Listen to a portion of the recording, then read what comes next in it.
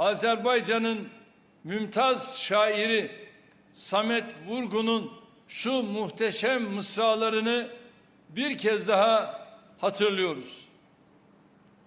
El bilir ki sen menimsen, yurdum yuvam meskenimsen, anam doğma vatanimsen, ayrılar mı gönül candan, Azerbaycan, Azerbaycan.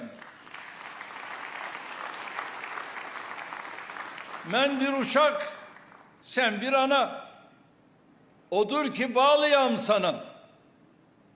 Hangi semte, hangi yana, hey uçsam da yuvam sensin, elim, günüm, obam sensin.